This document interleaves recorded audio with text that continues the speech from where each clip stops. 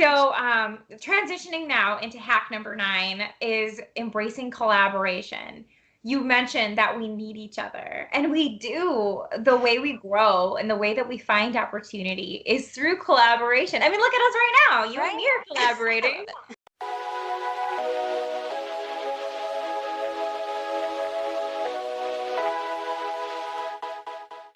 Collaboration is the secret sauce, I think. It's not the easy to understand, listen, and communicate, but collaboration is just ridiculously powerful. When you collaborate with people who are totally different than you learn, you grow, and you build your awareness and understanding, right? Yeah. So that can help you be an inclusion advocate because you're understanding a little bit better. But even though you have a conversation with one person that's different than you, doesn't make you an expert, right? No. Because that person's doesn't represent every female or every, you know? It's oh my goodness. Right. And that pressure. That's exactly the bio-individuality piece that we just talked about. Everybody's so different and there's no certain norm. There never will be a norm. Yep. And the fact that we've been pigeonholed into these norm thinking for generations, that's what is making it so challenging right now to build inclusive environments. So I love collaboration. What do you think? And what are your actions? I do too. And it's so interesting working with organizations because sometimes you hear managers say the word and you just see people's body language cringe because it just becomes this buzzword of, they're going to make us collaborate again. So that means I'm going to do all this work and this other person's going to hang out on the side. We have to move it from being a buzzword to actually demonstrating and showing what it is. So as a manager, as a leader, as an employee, what does collaboration mean to you? What do you want it to look like? How do you see the result of it? Because then it just becomes this really annoying word we use for you're getting more work on your plate. Yes. Oh, I love that you mentioned that it's a buzzword because it totally is. There's so many buzzwords right now that just make people feel ewy. I don't know. It's like, let's collaborate so you can stay till 8 o'clock, but I'm going to go home. But this is definitely a joint effort. Yeah, it's like in high school when you try to get paired up with the smartest kid in class, right? Come on. I needed that buddy. I needed that A. I was a C student. Anyways, it's all about modeling it, right? So it's modeling and showing we're going to collaborate with the marketing department over here, and this is what we're looking for as a result, and this can help them because of this, and this can help us because of this, and this is the skill set that they bring.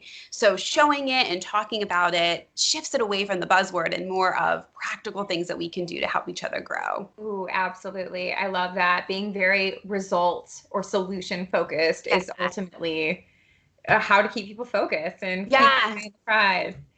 So with wrapping everything up into our final hack, which cannot be ignored. It's super important and it's so overlooked. Yes. And the constant gauge, keep a constant gauge on inclusion. Keep that following up, right?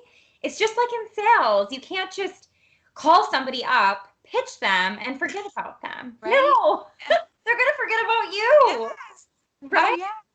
So what do you think with how should people build that constant gauge or keep that in their back pocket and keep focusing on it to make sure that everybody is included?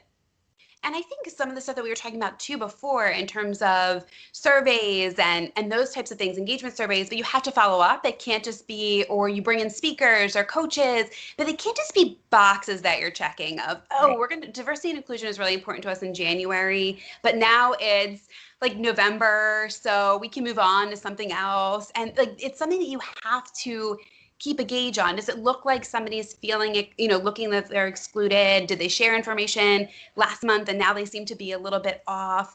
If you don't consider yourself somebody who's empathetic or somebody who has a strength in identifying what's going on, ask other people to kind of help you and keep a gauge on what's happening, because not everybody has that strength. Not everybody can see, oh, that person isn't talking in the corner, or, oh, these things are happening. But constantly creating and having those conversations during one-on-ones, whether it's with your supervisor, you're having small teams, just bringing up this as constant part of the conversation and showing that it's important. It's not just a January thing. It's a, forever all the time thing.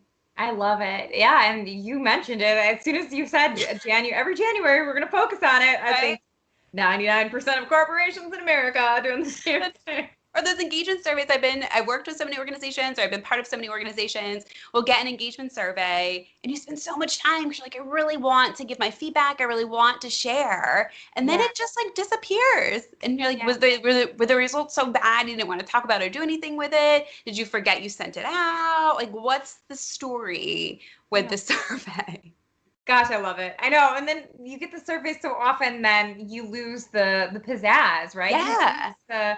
The people that were going to be contributing. I've experienced that as well, where there's just too often the same exact survey. So flipping those questions up, rearranging them, doing different scenarios, all of that stuff is really important, and getting that buy-in and that feedback.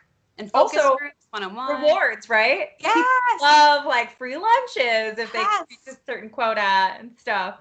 So are ways to, I don't want to say bribe, but yeah, kind of bribe. People love food. They will answer any questions for food. Absolutely. Free stuff. Right. Why not?